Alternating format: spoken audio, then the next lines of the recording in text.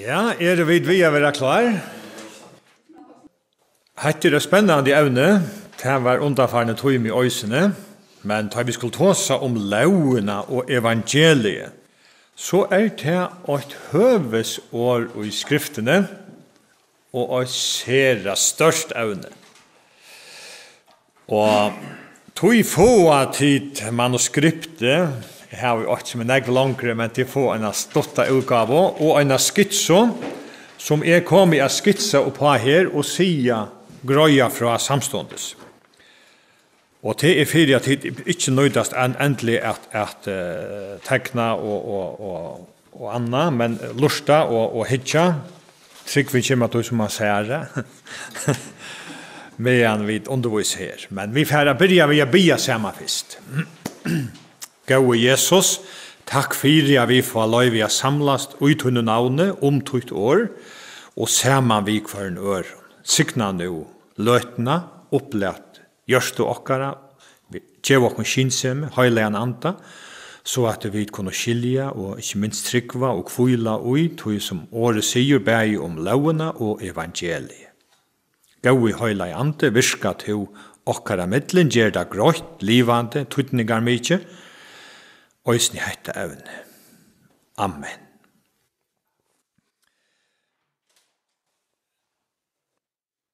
God kærløyke. Det det mest nøye hva vi vita om God. God kærløyke. Samstundes vita vi at God så nekv anna.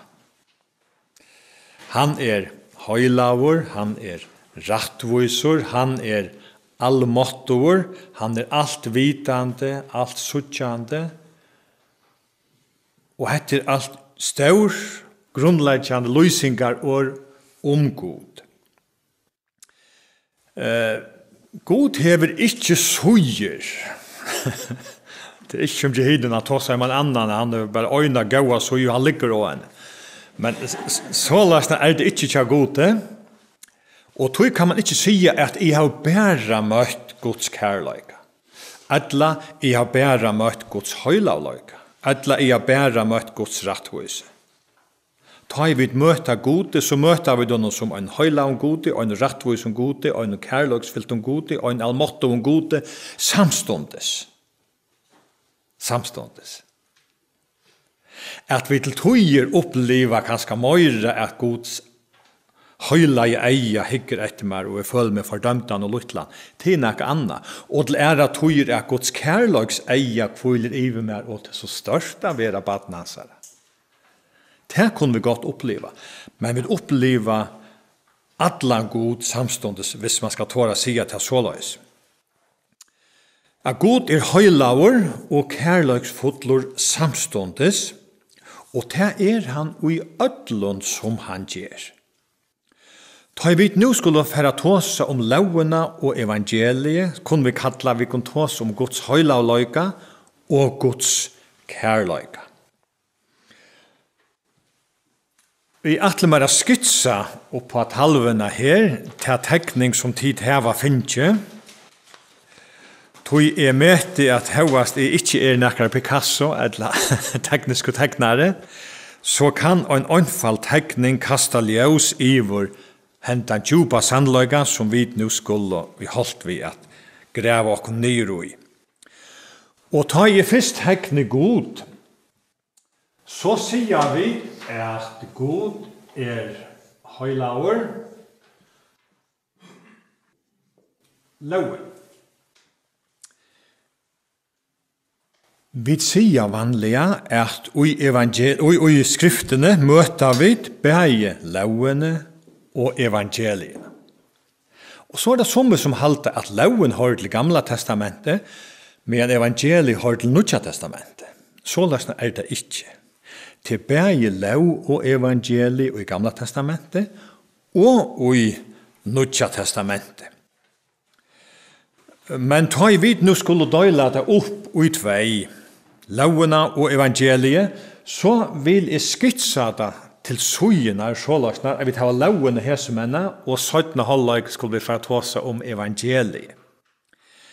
Ta i vid skulle tåse om Guds høylaløyga eller om Guds lov, Så finner vi henne i mest tydelig i Ære Mosebok kapittel 20, da Israels folk kommet til Sinai fjall, og Moses fornyan av fjallet, og fær til båar støynthalvenar. Vi lovene skriver jeg jo. Det kjenner vi det fra bibelsøvne. Og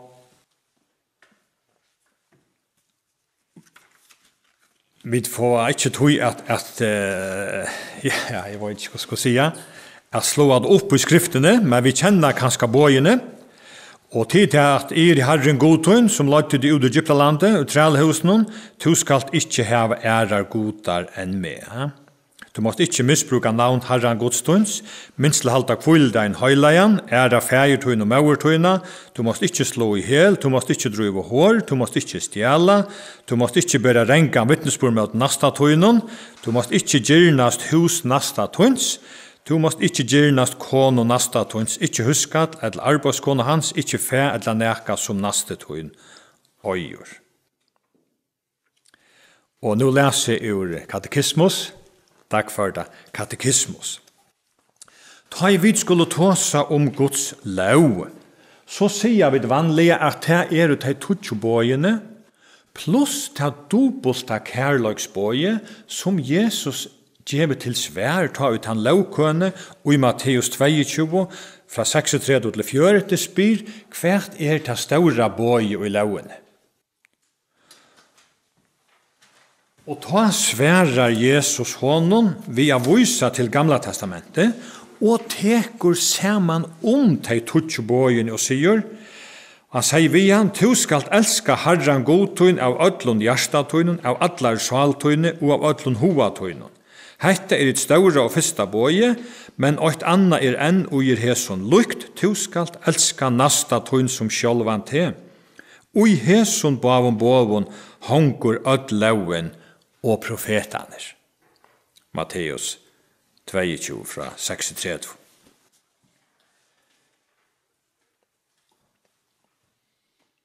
Om vi nu spyrja, hvordan ver i frelstor? Og vi færre spyrja lovene, hvordan ver i frelstor? Så sutja vi til at loven gjever eit svær, og evangeliet eit anna.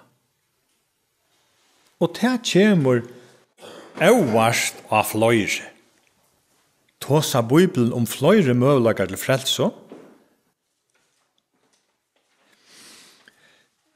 Loven var først og fremst given til Israels folk, og vi døyla det opp i det første bruk til at rattarsamfellet skal bytjast opp og at det tutsjobøyene, at han så stjeler ved refsauer, han så lujer ved kan øysene være refsauer, og så løyes fram etter, at rattarskipene, lovarskipene landen bygd og at det tutsjobøyene. Det gjør et godt samfellet bygd vi. Og ta nasta bruket til at loven skal avduge okken som sintarer, til å åpenbære Guds vilja, og vi stand ikke mat. Og lovarna tria bruk til ta vi og bliven kristen, og spyrja Guds skal liva, så viser God okkona, God, elska nastan, foreldretøyene, halt bøyene, som fylltja av du en kristen. Men, ta vi nu for hitja særlige og på lovene, så det anna bruk, vi kallar oss den pedagogiska loven, som skal avduga okkon for god og hvor så lengt vid og fra gode støtt.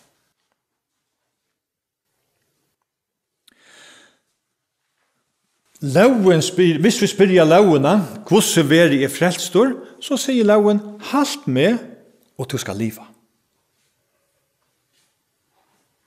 Halt med, og du øyer av et liv. Loven tåsar alls ikke om fyrirgjeving, om nøye, om blåe, eller om Jesus. Loven sier stort og grøtt, da vi spyrja lovene, hvordan ver i frelstor, halt med, ikke bare helten av vennen, men halt med til punkt og prikkar. Du skal ikke bare gjøre noe skoft, du skal ikke huksa skoft. Du skal ikke stjæla, du skal helst ikke huksa at stjæla. Så vi langt og sek og i bån. Og tog sutja vi til at Loven sier oss, vær fullkommen, og du skalt liva. Og om vi nu har haft tid til å fære inn og at de ønsker bøyene og kanna okken og spekla okken, stande nu mat fire Guds høyla og lov. Så blir vi kjøtt grøy iver vid ærlig at det gjør vi alls ikke. Og så det nøkker som høyast alt røyna at gjøre lovene som en stia,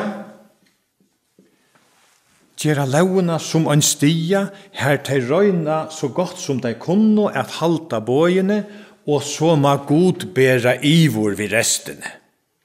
Hallo, vi mennesker. Ongen fullkommen. Jeg gjør så godt som jeg kan, som må Gud være nøkter, Nøy. Korsta nøy. Loven sier halt med til punkt og prikkar, etla dorst du, etla glætast du. Halt med kvann det, hver vik og hver måned, hvert år, hver minutt, hver sekund, etla du sikker for god. Og tog suttja vi til, og fyllt lovene, at hese mennesker som støtt under lovene, de heva faktisk ongan chans til å standa mat for lovene. Tui loven krever fullkom og løyka. Ikke bare gjerer okkara, men hoksaner og hjärsta. Vi må ikke hava æra godar, vi må ikke sette alit okkar og neka anna enn god. Vi skal elska god fram alt, søkjan fram alt. Æra nastan, æra okkara foreldre, ikke stjala, ikke hoksa stjala. Ikke drive hår, rent fysisk, heldur ikke gyrna, som Jesus sier i fjallatallene, ta som lyder at kvinner vi gyrna der hoa, hev langt å drive hår vi henne hjertan, og sikker for satta bøye. Og ta det verilige ganger opp for mennesken, så sutja vi til at loven ber alls ikke, lovarveveren ber alls ikke av mål, eller heim til gods, tog at ånden fører for at halda lovene til punkt og prikkar. Og i endet her, loven tåsa slett ikke om nøye om fyrirgjeving. Hun sier kallt og kynest, halt med du skal liva, held du ikke med dorst du, glætast du. Du god høylaur, god rattvisor, og han som skal møta god etter lauarvenon, må være lyka høylaur og rattvisor som god. Ja, og du dumpa vi døll, fullstendig. Og tog loven ikke atla som frelsevever. Om en rattvise kunne finnes etter lovarvenon, så var Jesus slett ikke kommet. Om vi kunne gjøre dere så høylav at vi tokna oss gode etter lovarvenon, så var det også nøyert at henga Kristus av krossen. Hva skal loven så gjøre? Jo, loven Guds vilje sagtor i manna åren til okko mennesker, til alla mennesker, til alla tøyer. At dette Guds vilje, det tøtjebøyene, og det dobbelta kærløksbøye, og så løys ikke god livet skal livast. Men vi dumpa til at det kommer til å standa mat for gode.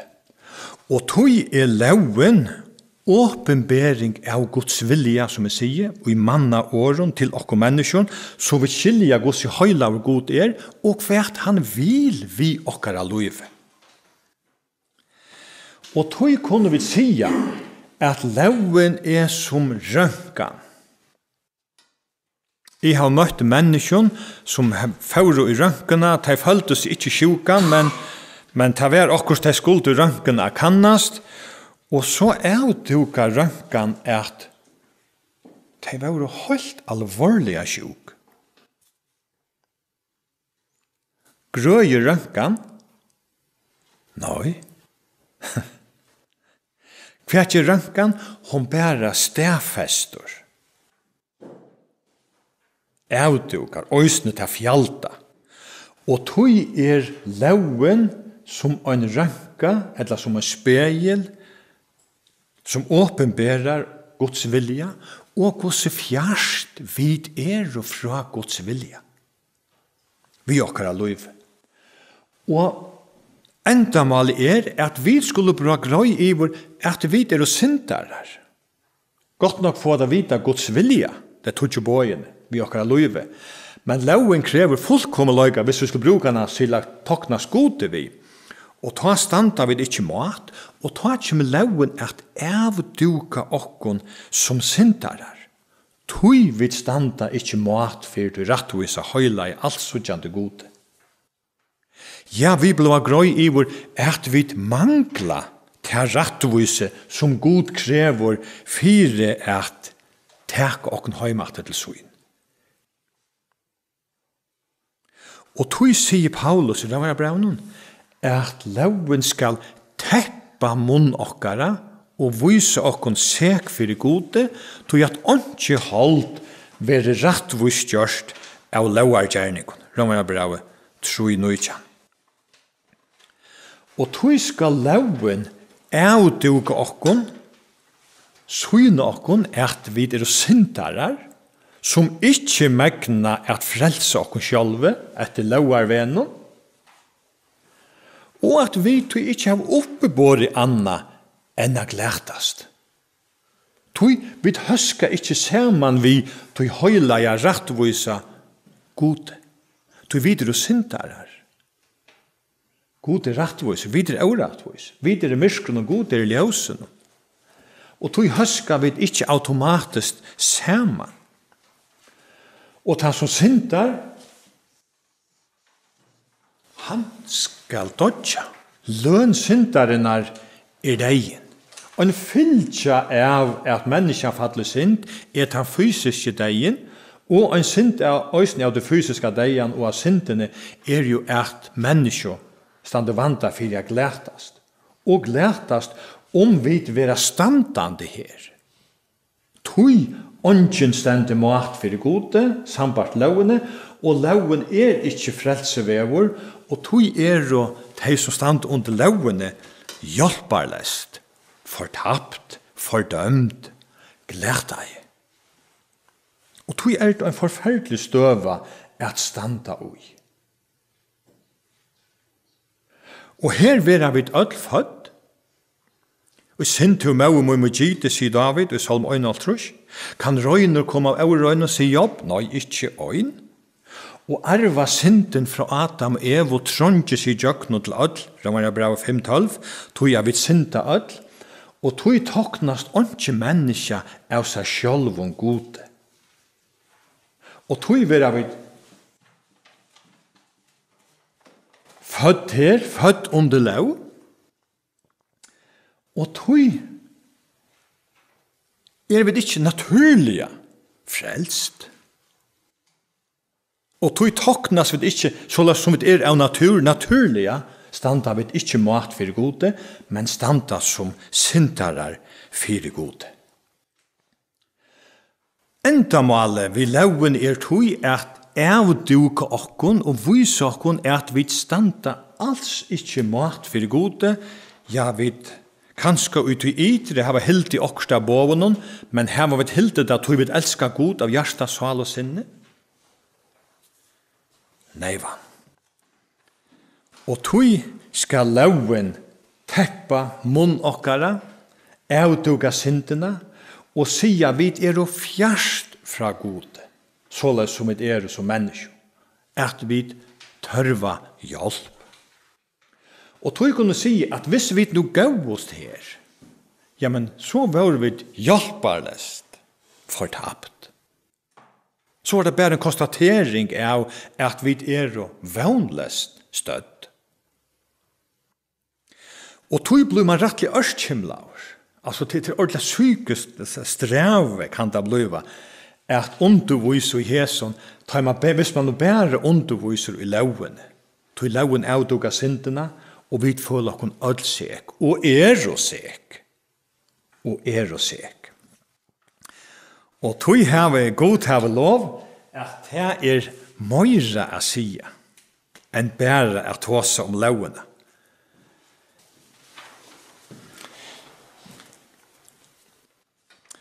Vi skulle då tåsa om lovene og evangeliet. Hitt høvesåret i skriftene, og som virkelig høvesåret, som evangeliet, og evangeliet merker jo gav tøyende, og tar det gav tøyende, så det tøyende om Jesus. Og tøyende om Jesus jo i storten teg, ja, i storten var det ikke om det rett å si det så, men Paulus inne i tøy i Røvarjabraunen, kapittel 8, 3.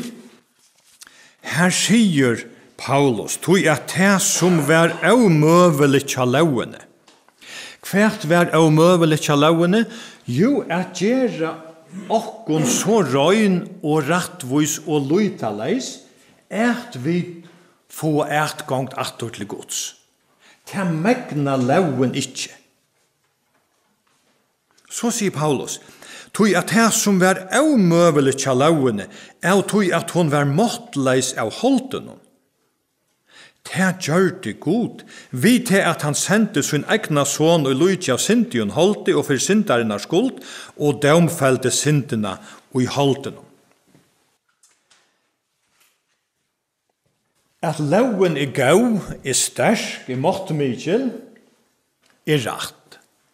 Hvor megna i loven ikke gjøre okkon lytaleis og rettvis som god Det simpelthen tog at tilfære ui okkon menneskjon så vanligt at loven fær ikke arbeid vi okkon.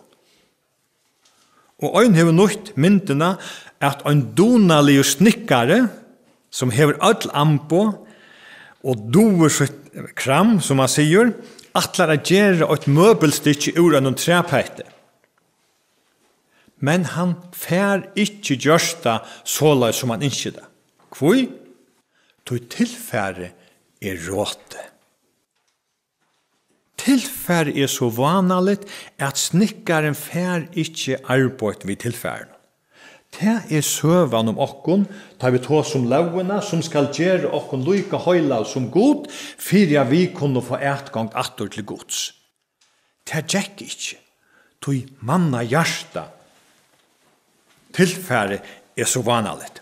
Og tog måtte god finna en annan utve, fyrir at vi kunne få samband atter vi god, bliva frelst, fyrirgiven, og få etgangt atter til gods.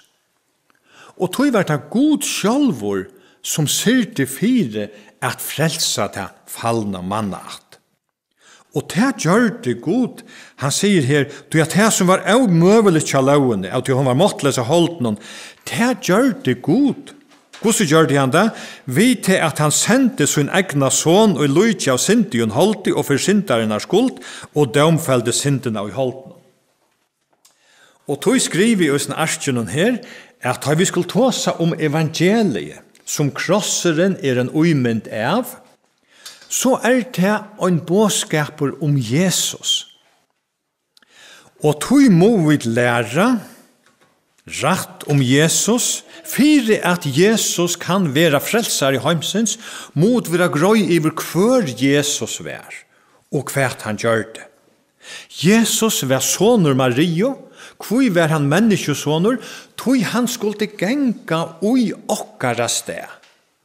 Jesus skulle omboa okkon i fyrir gode, og skulle Jesus være fører for at omboa okkon i fyrir gode, så måtte han være et veriligt menneske. Og tog var Jesus fødder av Marie og Møy i Betlehem. Og Jesus ikke satt menneske, og vi ikke frelst. Så alvorlig det. Jesus var sonur Guds, hvor tog han skulle omboa alla manna attena i fyrir gode. Tog var han menneskesonur. Samstundes var han sonur Guds. Guds så tja vi til? Jo, han kunde gråta. Han var maur. Han sauna i. Tekjen fyrir jeg vidt òsnir maur og sauna. Han måtte kvila seg. Han var människa. Människa som tog är. Samstundes grødde han sjuk, vakte opp deg, stilla i stormen, og sier seg være god.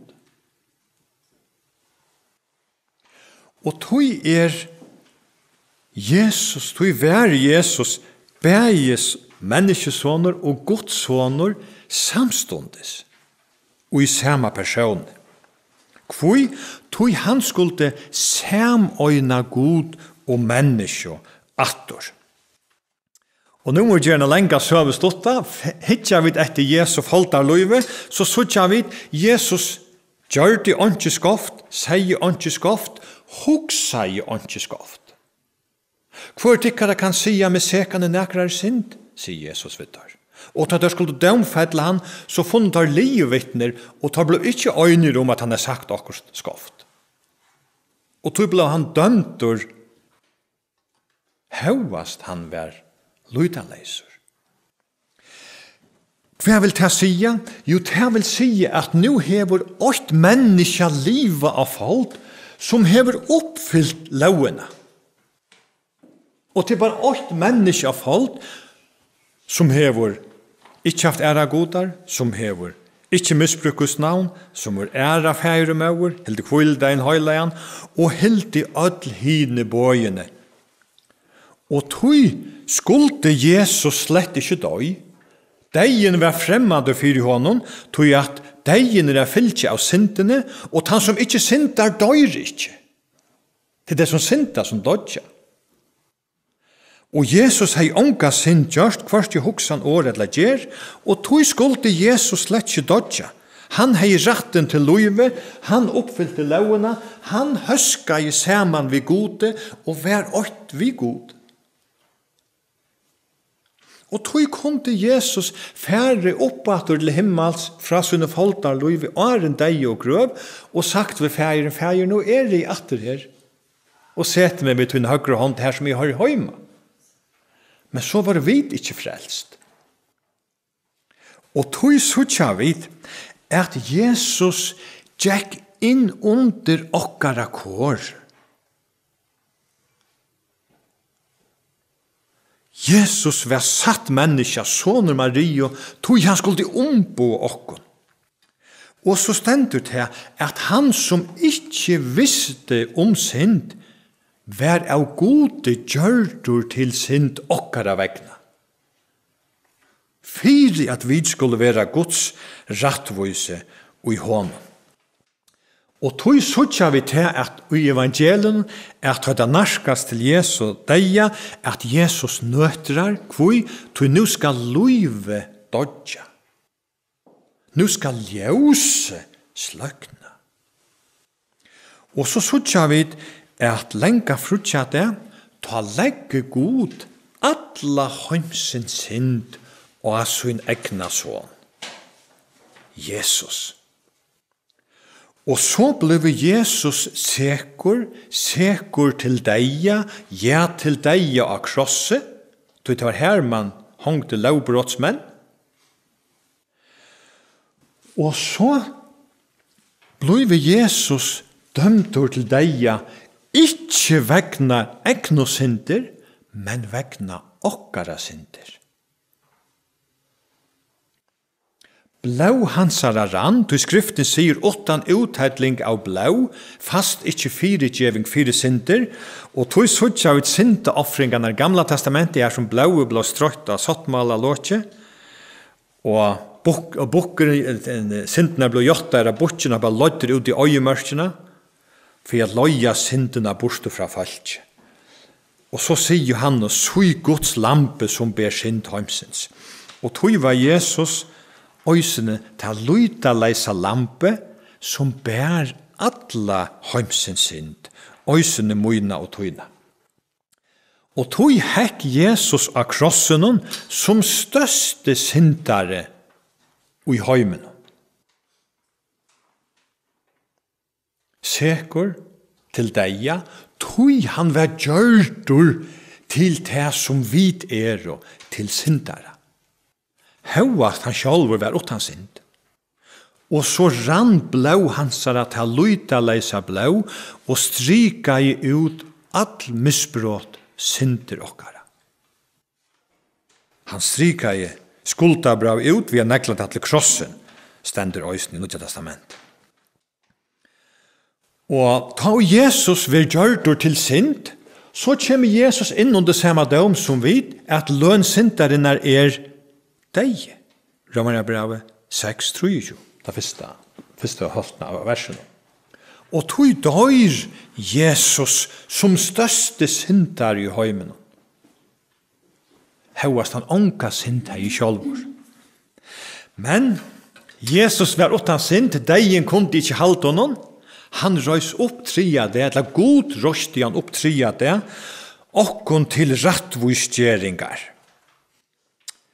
Det vil sia, nu hever 8 menneska liva som oppfylte lovene, Kristus, blei gjørdur til syndara til som to og ero, sauna I okkara synder, døye og I okkara sted, røys opp atur som frumgrauren av tøymen som skulle røyse opp som den første. Og det vil si at nu hever 8 menneska liva som og I kraft av sånne livet kan toknast gode og til Kristus. Og han levde og I okkara sted. Og tog det områdende at høyre hetta samstundes som vi høyre lovene, tog hvert hentur, tog vi høyre hesebei tingene.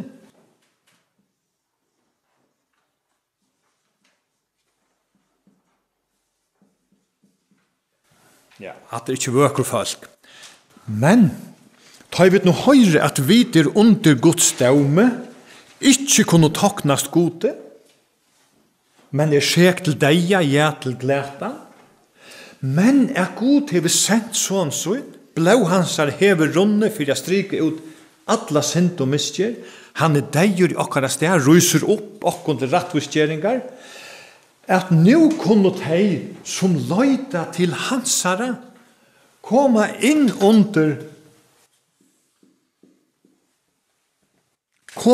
under fyrirgjeving, nøye, miskon, hansara.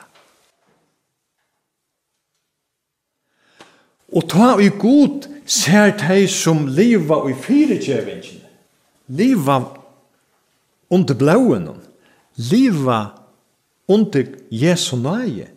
Ta ser god de røyn og rattvis, tog at han ser de I jøgnen Kristus.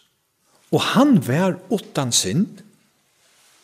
Så løsner at her vi kaldsvørsk og sek til deia, men løyta vi til Kristus, blir vi røntsa I blåen, og verdt til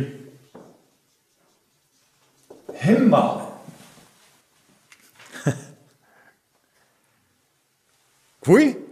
Tog at Jesus gjør de verdt som løyta til hansara. Og tog sier Paulus at loven I okkara til Kristus. At høy loven fer avduga syndena og vursta om Guds rattvise, Guds høylaløyga, stande ikke mat, sekur til deia, til døms, til helvete. Ja, jeg ikke oppe på det anna. Du heller ikke oppe på det, ånden oppe på det anna. Men ta samstundes høyre at Gud hever sendt sin son I heimen, og han elskar så at øyne hver som tror han ikke skal glætast, men heva evet liv. Og ta løyte til hansara, ja, men så stande under krossen, under blåen, omgyrdur av Guds nøye, og øye plass, høyma tja godi, og I kraft av Jesus, og det som han har gjort. Og tog til at Jesus sier, kom her til min ødel, som arbeid gengen og tungen byren, vil vite at det kan kvile. Og tog sier Johannes mitt hjotta synden okkara. Så han trofast og rattvis, så han fyrirgjør okkar syndene, og rønsar fra atler eurattvis, tog Jesu Kristi Gudsson blå til rønsar fra atler synd. Her all fordøming, Her ungen fordøming for de som i Kristi Jesus. Romerbrevet 8:8. Hugsa der, det finnes et sted å gjøre, her ungen fordøming Ungen. Sjalt fægerne himne ser ikke tøyna synder, tøy tar vaska og Jesu blaue. Stendte du i Jesus, under krossene kunne vi sige, så stendte du røyner og rattviser, ikke i deg sjølven, men i Jesus. Han verdur, han røyner, han lydaleser, han fullkommen, og du røyner, lydaleser, fullkommen i honom. Og øye her vi gongt atter til paradis. Det ordentlig halleluja, altså. Såløys, og bare såløys kunne vi være frelst, og toknast gode, tog at Jesus middelen gonge mæveren, som samøyner sintarar og god. Og tog ungen fordøming for han som i Kristi Jesus. Men her all fordøming. All fordøming. Og tog det så områdende at du nå lever i nøyene, under nøyene, under krossen, sammen med Jesus, og i firegjøvingssyndene, og her skal kærløyden til Gud spretta fram, veksa og føa gaua gjerningar til å elske Jesus, og kærløyden setter i gang til å tjene Jesus. Såleis kunne vi lysa lovene og evangeliet, som vi finner i ødlån årene.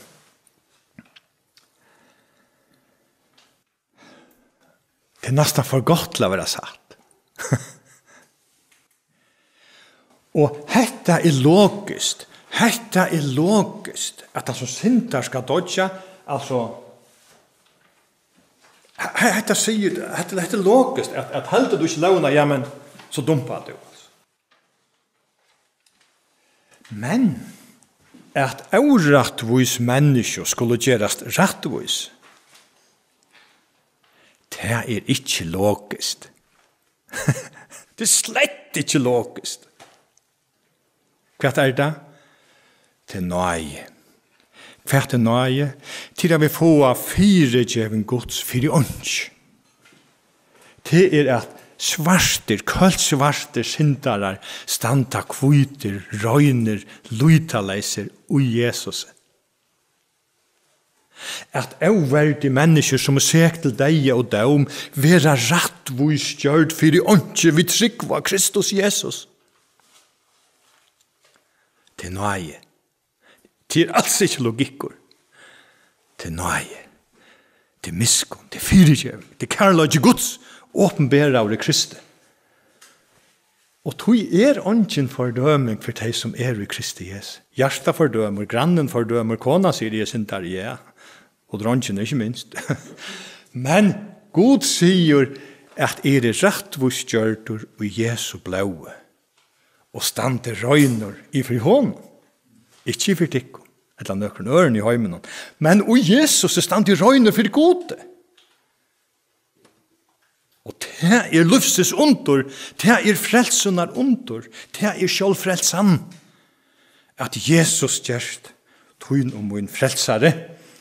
Og tøy sier Paulus i Romerbrevet, og det skal være det sørste her og nå, til klokken renner av sted. Han sier her i Romerbrevet 4:25, han, altså Jesus, som for misgjør okkara vær given opp, og for rattvisgjering okkara vær oppvaktor. Det vil vi åren sige at da Jesus røys opp, så prekva han til at han vær rattviser. Tog at deien kunne ikke halte honom, han vær utan synd. Og så han vaktor opp okkon til rattvisgjeringar. Det vil sige at nå kunne vi syndere via tek mot Kristus, tryggva han, fjalla okkon ui honom. Vi vil lukka som uilæten Jesus. og hans er rattvise, og standa her vi dømt rattvis at vera av god. Og tog må vi virkelig be god om at åpne okkara ei og fyre her som sannløyga at det er livsens under, det er største under som kan hente en menneske og i heimen. At det kommer opp for hjertan og for sinnen at og i Kristi stand i røyner lydaleser kan toknas gode. Lyka røyner som Jesus. Hallo. Har du skilta? Har jeg skilta? Har vi takka for det? Det er nøye. Åmanna nøye. Det sier evangeliet. Måtte god signa så et år fyrir jokk. Amen. Nemlig. Ja. Gjør så vel, hvis jeg ikke hører akkurat. Nu må jeg spørre. Ja.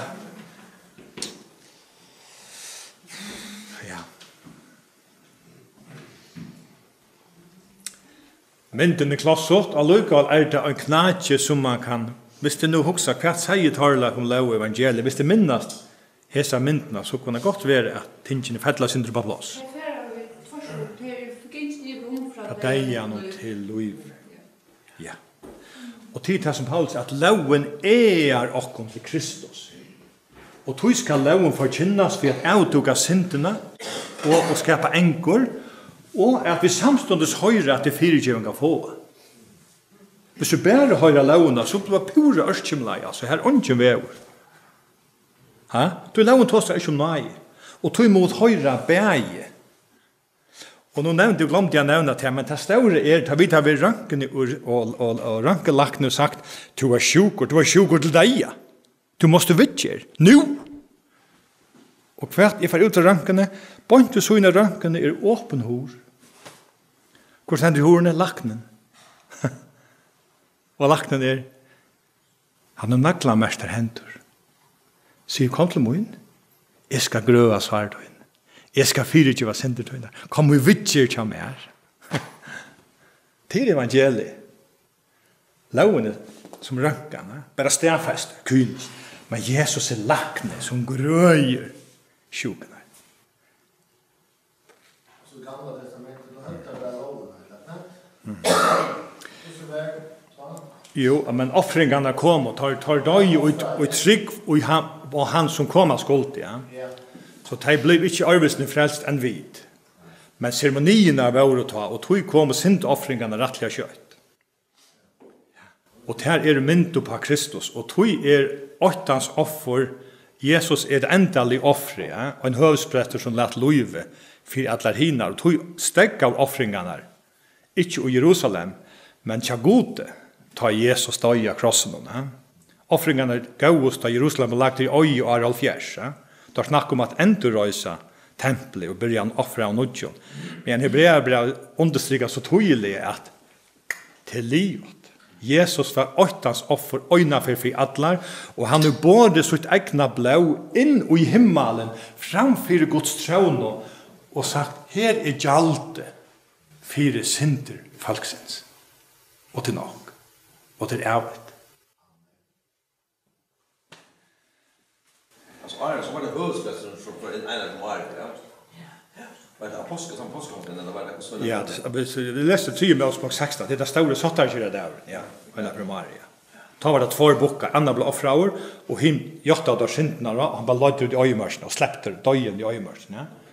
Og det var mynten på, han skulle bære syndene bort fra falskene, samståndet som blåer han, ja. Og i sattmalørsen, jeg skulle ikke få enda gjøre alt det her, men i sattmalørsen var en kasse, klatre av godlig, ja.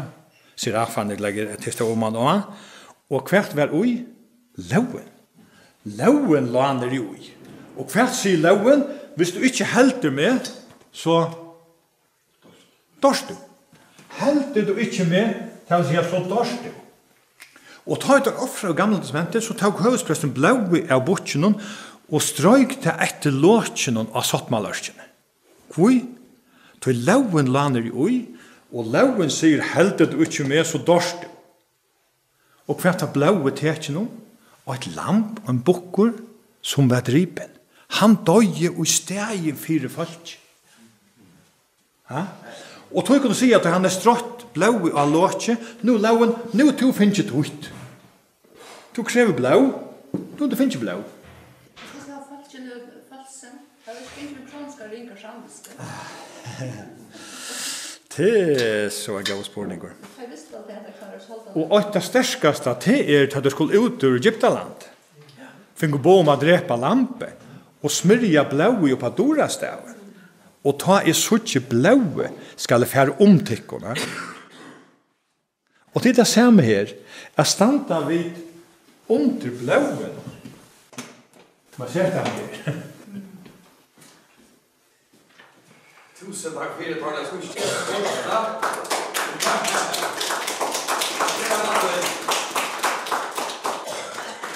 så vi kommer fra Heseløti av for å takke, og det ikke livet å takke, Tarna, for alt det gode. Vi da finnes. Og Jesus Krist.